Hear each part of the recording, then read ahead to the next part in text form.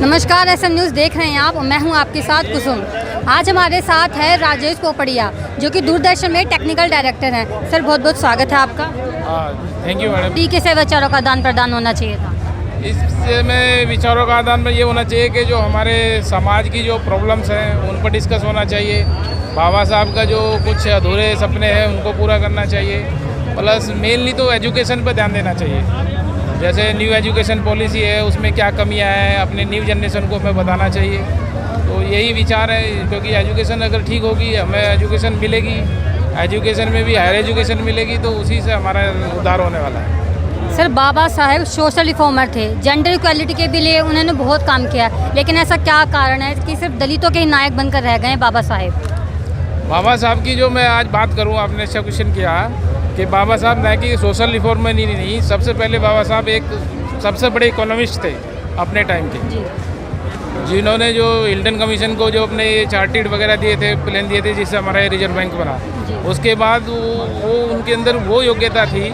आप ये स्टेटमेंट थे, राइटर्स थे, लेखक थे, जो बुकें लिखी सबसे ज़्यादा, कि शायद मेरे हिसाब से 54 किताबें लिखी उन्होंने। उसके बाद वो स्टेटमैन थे, आइडियोलॉग्स थे, फिलोसफर थे, और सबसे बड़े कानूनविद थे, जिसे हमारा कॉन्स्टिट्यूशन लिखा। तो बाबा साहब के बारे में एक चीज़ कहना वो संभव नहीं है। बाबा साहब ये कैसे जो समर्थ पर्सनालिटी थे, जिससे कि आज भी वो दुनिया में कोई मुझे दिखाई नहीं देता। सर, बाबा साहब के अधूरे सपने में से एक अधूरा सपना कि महिलाओं को आगे आना चाहिए देश की प्रगति के लिए, लेकिन वो आ नहीं पा रही हैं। इस पर क्या कहेंगे आप? ये बाबा साहब ने महिलाओं के लिए जो एक्चुअल में मैं बोलूँ तो एक वर्ड बोलूँ अगर महिलाओं के लिए, तो जो मेन बाबा साहब ने जो उद्धार किया वो इंडियन महिलाएं हैं। इंडियन महिलाओं के लिए तो बाबा साहब ने सबसे ज़्यादा कुछ किया है। जो मेरे हिसाब से जो आपके जो एडवांस कंट्री है, यूरोप है, अमेरिका है, उनको भी इतनी जल्दी वोटिंग राइट्स नहीं मिले महिलाओं को, जितनी जल्दी हमारे यहाँ बाबा साहब ने उनको voting rights, economics rights, parents की प्रॉपर्टीज़ के राइट्स, हिंदू कोड बिल ला के दिए गए।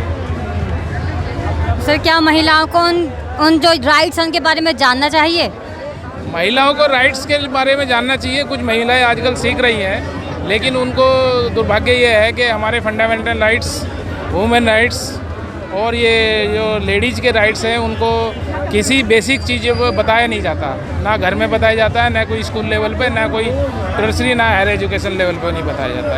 ये सबसे बड़ा दुर्भाग्य है। सर, क्या कारण है कि वो अपने ही अधिकारों से वंचित रह जाती, खासकर भारतीय महिलाएं? उसका मेन कारण है एजुकेशन और जो सोसाइटी, कल्चर, रिलीजन जिसको हम बोलते हैं। हमारी जो संस्कृति है, जो हमारी गीता कहती है कि महिला की जो नैतिकता लूज होती है, और उसको कहते हैं कि उसको मारना चाहिए, पीटना चाहिए, तो हमारी वो कल्चर में आ गया है। ये सबसे बड़ा उसका ये कारण है। सर, यह भोजन मिशन हो या कोई भी कार्यक्रम हो, यहाँ पर महिला बहुत कम मात्रा में दिखती हैं सर, केवल 1% ही दिखती हैं। तो ऐसा कैसे, क्या पुरुष महिलाओं को आगे नहीं आना देना चाहते? नहीं मैडम, उसका कारण है एजुकेशन। आज भी हमारी महिलाओं को जो है हायर एजुकेशन 1% भी नहीं है। और जो हमारे टोटल एजुकेशन का सिस्टम ये है कि 4% हमारे जो इंडियन लोग हायर एजुकेशन लेते हैं, ओवरऑल सोसाइटी, नॉट SC/ST। तो और लेडीज़ का तो 1% है। तो जब उनके पास एजुकेशन ही नहीं होगी तो वो कैसे आएंगी?